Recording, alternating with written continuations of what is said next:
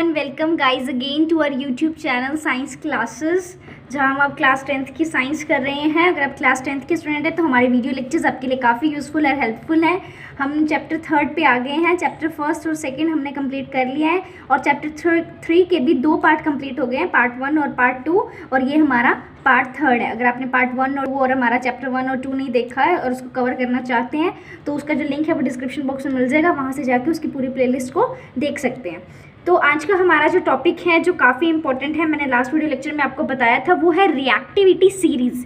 ठीक है, reactivity series actually है क्या कि कौन सा एलिमेंट कितनी जल्दी रिएक्ट करेगा, कितनी जल्दी रिएक्शन होगी और हमें कितनी जल्दी प्रोडक्ट मिलेगा, वो है उसकी रिएक्टिविटी, उसकी रिएक्ट करने की जो कैपेसिटी है। और मैंने आपको बताया था कि जो रिएक्टिविटी सीरीज़ है ये डिस्प्लेसमेंट रिएक्शन के बेसिस पे है लास्ट वीडियो लेक्चर में, कि डिस्प्लेसमेंट रिएक्शन मतलब कौन किसको जितनी जल्दी डिस्प्लेस करेगा। डिस्प्लेस कौन करेगा? जो ज़्यादा रिएक्टिव होगा, जो ज़्यादा ताकतवर होगा, वो दूसरे को हटा देगा। तो जो जिसको जितनी जल्दी डिस्प्लेस करेगा उसके बेसिस पे ये रिएक्टिविटी सीरीज साइंटिस्ट ने तैयार की है। अब देखिए, reactivity series is a list of metal arranged in the order of their decreasing reactivity. जो ये लिस्ट है इस वे में बनाई गई है ताकि मतलब सबसे पहले ज़्यादा रिएक्टिव, फिर थोड़ा कम, फिर थोड़ा कम, फिर थोड़ा कम। मैं आपको एक मिनट पूरी लिस्ट अच्छी तरह शो करती हूँ।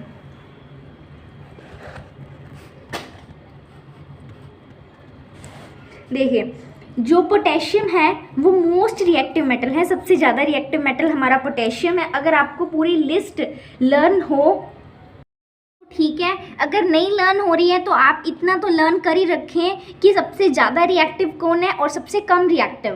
पोटेशियम जो है वो मोस्ट रिएक्टिव है, सबसे ज़्यादा रिएक्टिव है, और जो गोल्ड है हमारा सोना वो सबसे कम रिएक्टिव है, that is the least reactive and this is the most reactive. और बाकी आपको जैसे पता होना चाहिए कि एल्यूमिनियम, मैग्नीशियम जो है वो एल्यूमिनियम से ज़्यादा रिएक्टिव है, जिंक है, आयरन है, लेड है, हाइड्रोजन है, कॉपर।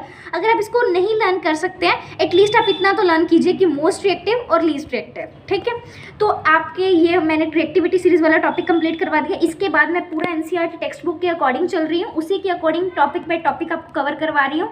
तो ये टॉपिक करने के बाद आपके कुछ ब्लू मार्क क्वेश्चंस आ जाते हैं, वो भी मैं हर वीडियो लेक्चर में साथ के साथ ही कवर कर रही हूँ, एक्सरसाइज क्वेश्चन के साथ, वो भी लास्ट में।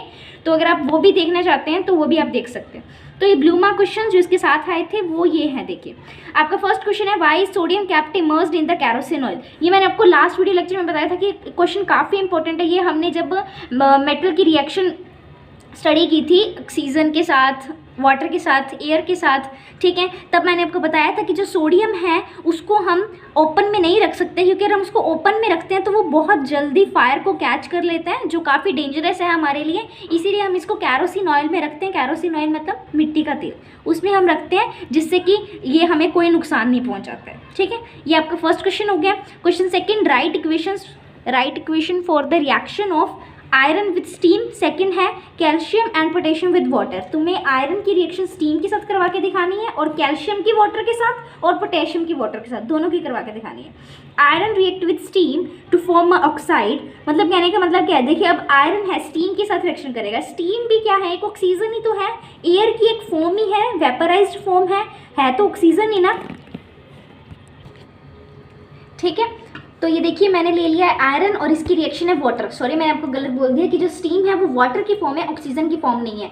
ठीक है, तो मैंने इसके साथ रिएक्शन करवाई और ये हमारा कंपाउंड बन गया Fe3O4 + 4H2 हाइड्रोजन गैस। तो ये जो आपको रिएक्शंस है ना, अगर आप और कोई रिएक्शन लर्न नहीं रख सकते हैं तो कोई दिक्कत नहीं है, बट जो ये एक्सरसाइज क्वेश्चन और ब्लू मार्क क्वेश्चन के अंदर जो रिएक्शंस होते हैं ना, इसको आप जरूर याद रखिए, काफ़ी इंपॉर्टेंट क्वेश्चन होते हैं क्योंकि एग्जामिनर सीधा यहीं से उठा सकता है। उसके बाद है कैल्शियम रिएक्ट विद वाटर, कि कैल्शियम की वाटर के साथ दिखाने थे, तो ये रहा कैल्शियम, मैंने वाटर के साथ रिएक्शन करवाई, हमारा कैल्शियम हाइड्रोक्साइड और हाइड्रोजन गैस निकल गई।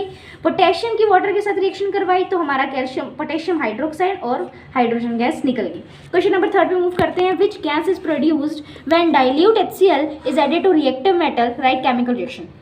उन्होंने कहा कि जब हम HCl की रिएक्शन एक रिएक्टिव मेटल के साथ करवाते हैं तो कौन सी गैस निकलती है? केमिकल रिएक्शन के साथ एक्सप्लेन कीजिए। तो मैंने आपको बताया था कि जब भी लास्ट वीडियो लेक्चर में कि जब भी कोई भी मेटल है वो एसिड के साथ रिएक्शन करेगा तो वो हाइड्रोजन गैस निकालेगा।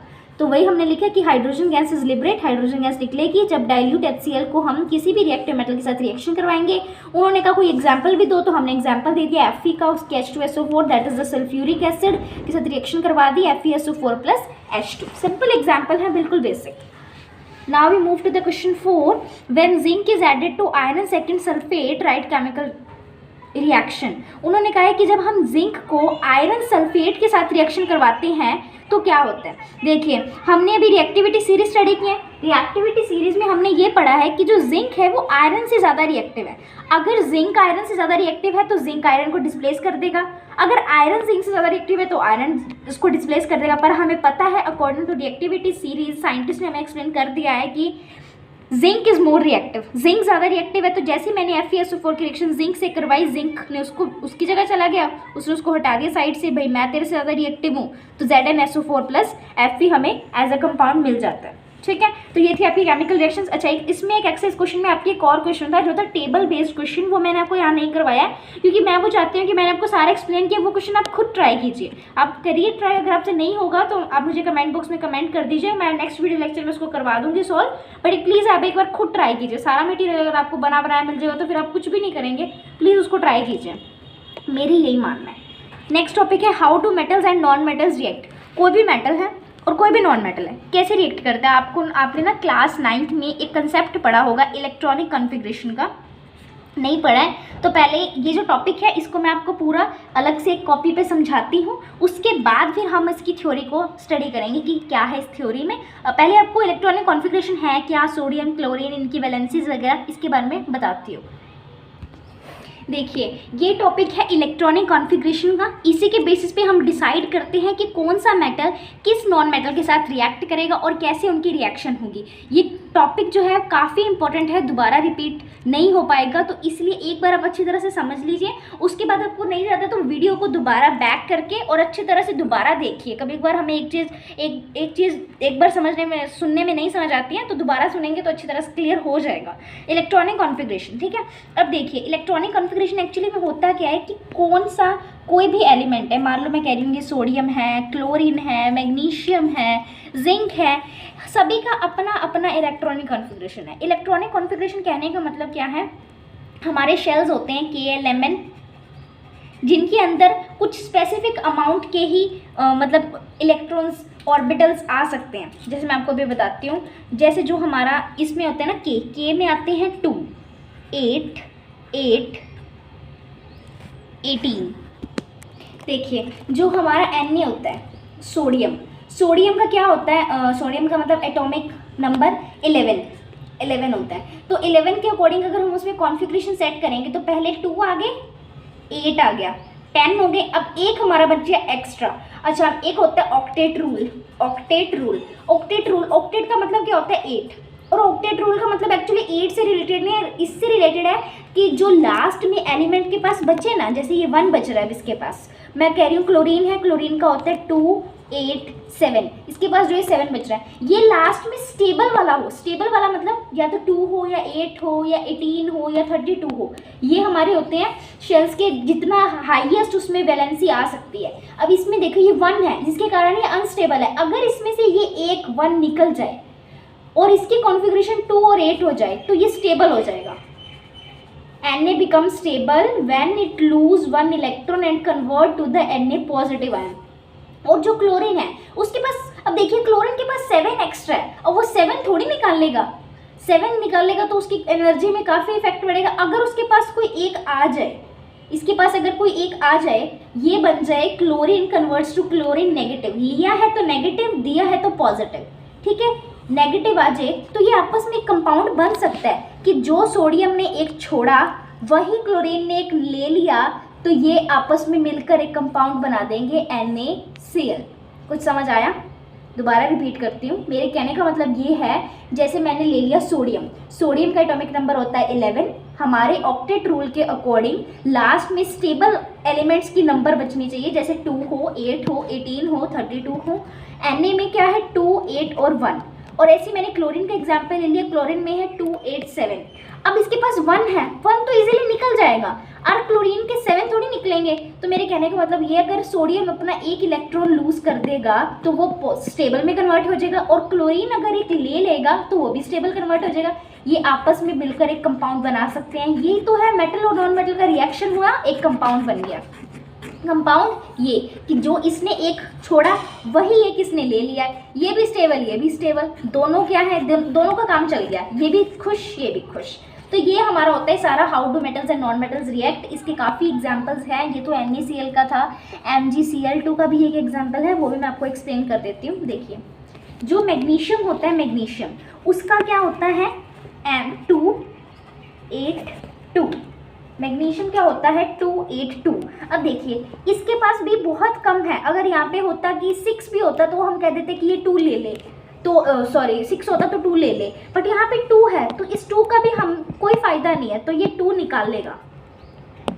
ठीक है, अभी देखिए हमने देखा था कि क्लोरीन जो है, क्लोरीन के पास, क्लोरीन को तो एक की ही ज़रूरत है 7, बट देखिए जब मैग्नीशियम ने अपने 2 दिए हैं तो क्लोरीन अगर 2 लेता है तो क्लोरीन के हम 2 मॉलिक्यूल्स ले लेंगे। मैंने ये क्लोरीन के 2 ले लिए, जो इसने 2 निकाले, एक तो इसने के पास चला गया और एक इसके पास चला जाए।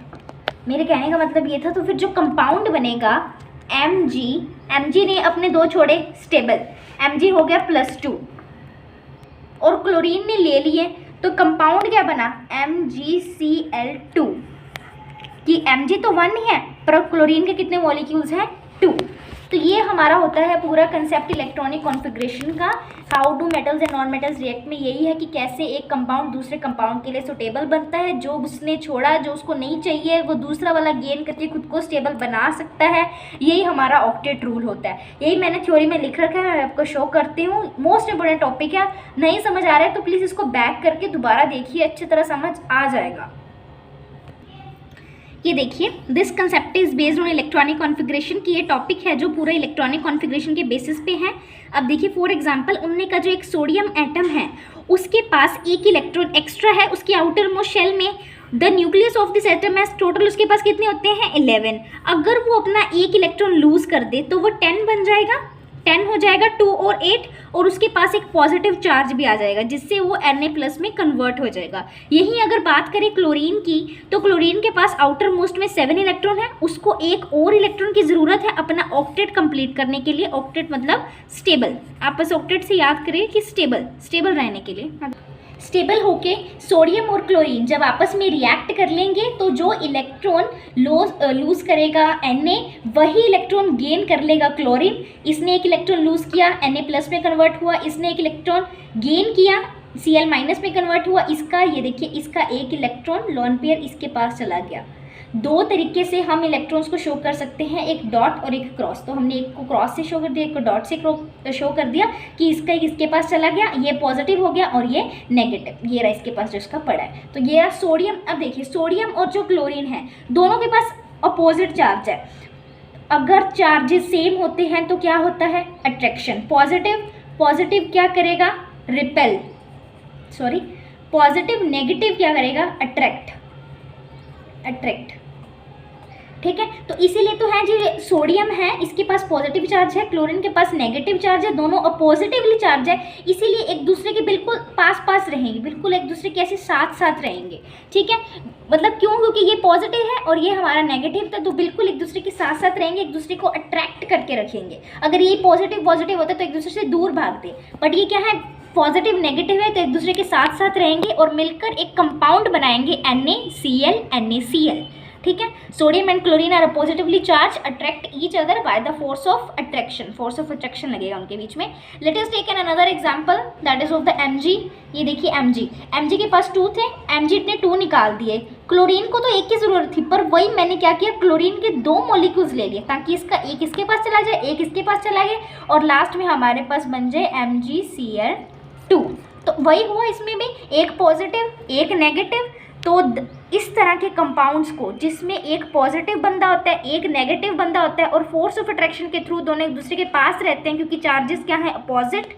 ठीक है, तो इससे जो कंपाउंड्स बनते हैं by the transfer of electron, एक मेटल से एक नॉन मेटल में जो एक इलेक्ट्रॉन के ट्रांसफर से कंपाउंड बन जाता है, उन कंपाउंड्स को हम बोलते हैं आयनिक कंपाउंड्स। आयनिक कंपाउंड्स इसका नाम क्यों रखा गया, क्योंकि जो ये पॉजिटिव और नेगेटिव ये है क्या आयन ही तो है, तो आयन से जो मिलकर कंपाउंड्स बनेंगे that are known as ionic compounds, और इनका एक और इंपॉर्टेंट नेम है that is the electrovalent compound, जिसको आप रिमेंबर रखें, इसको कभी ना भूलें कि आयनिक कंपाउंड है, इलेक्ट्रोवैलेंट कंपाउंड है, क्योंकि मोस्ट ऑफ द स्टूडेंट्स को क्या होता है, ये तो लर्न रह जाता है कि आयनिक कंपाउंड, क्योंकि आयनिक कंपाउंड आयन से बना हुआ है, पर इलेक्ट्रोवैलेंट उनके दिमाग में नहीं रहता है, तो इसको भी आप दिमाग में रखें, इलेक्ट्रोवैलेंट कंपाउंड ही आयनिक कंपाउंड है। तो आज का हमारा वीडियो लेक्चर यहीं खत्म होता है। आज हमने काफ़ी इंपॉर्टेंट थिंग्स लर्न की हैं। फर्स्ट ऑफ ऑल हमने पढ़ा कि रिएक्टिविटी सीरीज क्या है, उसके बेसिस पे हमने कुछ प्लूमा क्वेश्चन स्टडी किए। एक टेबल वाला क्वेश्चन है, प्लीज़ आप उसकी प्रैक्टिस करें, आपको ज़रूर समझ आएगा। नहीं पता लगता है तो कोई दिक्कत नहीं है, आप मुझे कमेंट कर दीजिए, मैं नेक्स्ट वीडियो लेक्चर में ज़रूर बताऊंगी। उसके बाद जो मेन टॉपिक था वो था इलेक्ट्रॉनिक कॉन्फ़िगरेशन का, मैंने आपको बताया।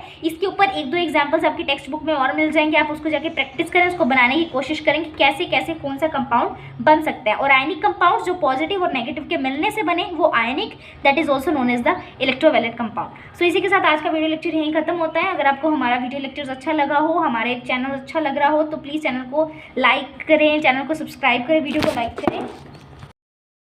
करें, चैनल को सब्सक्राइब करें, और इसी तरह हमारे साथ बने रहिए और अपना प्यार देते रहिए, और इसी तरह हम सारी क्लास 10th की साइंस को कवर कर लेंगे। चैनल को सब्सक्राइब करना ना भूलें और नोटिफिकेशन बेल को प्रेस कर लें ताकि आपको टाइम टू टाइम हमारे वीडियो लेक्चर्स के नोटिफिकेशंस मिलते रहे। सो बाय बाय गाइज।